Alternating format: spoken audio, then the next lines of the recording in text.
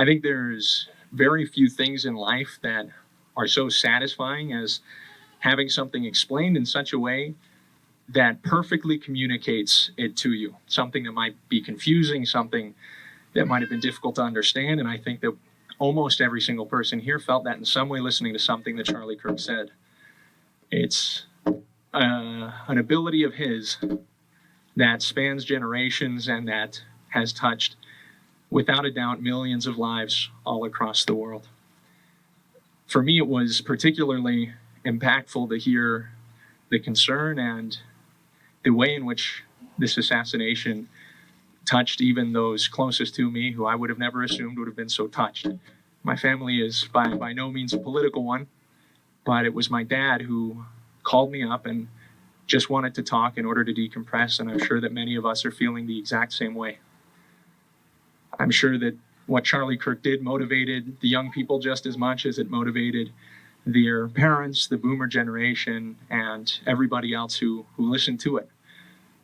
They motivated us to strive to be more Christ-like, to become more politically engaged, and it is now 100% our responsibility. It is 100% on us to make that memory last. Obviously, there's things that Charlie has done which are going to far outlast him. It hasn't been mentioned yet, but the infrastructure that he created when he founded TPUSA is one that is unparalleled. The ability to galvanize, activate students on campuses is something that nobody else has been able to achieve or motivate. It is something that deserves our absolute respect, and it is very doubtful that there will ever be anybody who could do it as well as he has. I know I also speak for many of you when I say that despite not being there, despite receiving the news from somebody who was there, there was a feeling like being gutted that was something like supernatural, that was not describable, and that did not make sense given the fact that many of us did not personally know Charlie. Like was said before, we weren't hunting buddies, we were not personal close friends or family. And yet, even among his political adversaries, there was a profound feeling that something had shifted, and there was a deep, deep pain. That pain is important. That pain is something that I think we have not felt as a country in a long time.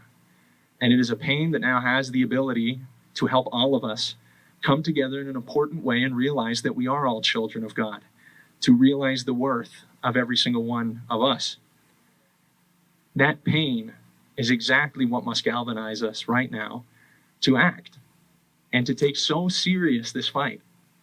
The fight of politics, besides being something that will generate views on TikTok or controversy, or maybe as a fun pastime or a hobby, the fight of politics is one that will inevitably touch every single one of our lives. And if we allow ourselves to sit back, if we cower now, we will be betraying Charlie's memory. There is no doubt about that. I know that there are likely as well some of you who, before coming out today, and certainly the speakers, especially those who are in elective office or have run, have campaigned, I know that there was likely, for a moment, a fear, especially during the over 24 hours that the shooter had not been caught during. I know there was a fear of a second attack or somebody who might be motivated by the actions of that assassin. I know that that was a fear that for a moment got us to consider staying home tonight. But every single one of us is out here, and I want every single one of you to look around and realize there are way more people standing behind you than you realized. There are way more people here, touched in many ways by Charlie's life or the things he said, or even just his example, and that those people are all galvanized by that same sacrifice that Charlie made. Of course, none of us wish that it would come to that. All of us feel this deep sense of unfairness, but we all now recognize and feel implicitly that we are Charlie Kirk, that we must continue what he was doing.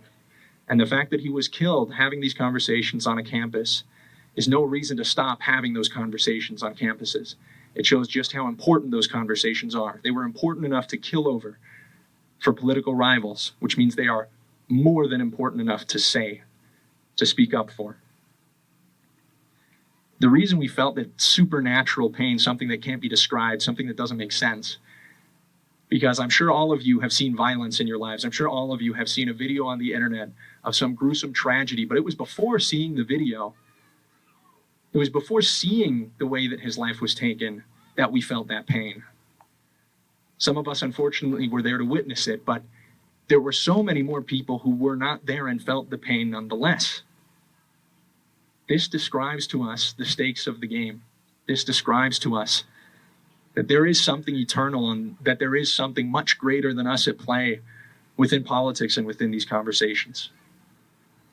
I think it's also very important to speak to some of the people who may not have had the most optimistic or positive views of Charlie prior to his passing, and that now may have shifted their tone. There are plenty of people who might see this as a side switching because it's been opportune, because it's something that will generate likes or revenue or support, because it's the popular thing to do, but I wholeheartedly tell you now that that is not the case.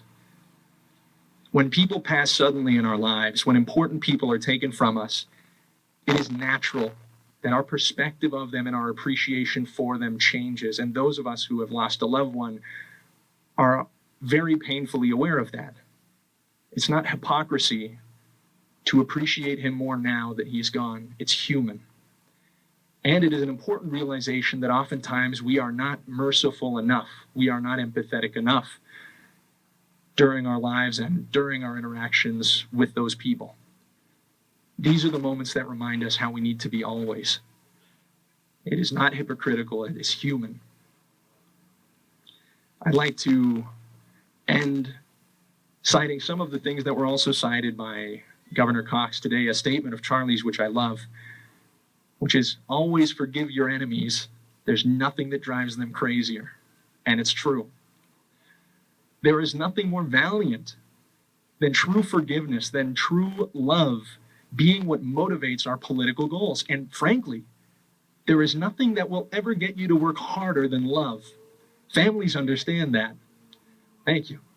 Families understand, parents understand that there is nothing that will drive them so far as the love they have for their children, or the children, the love they have for their parents.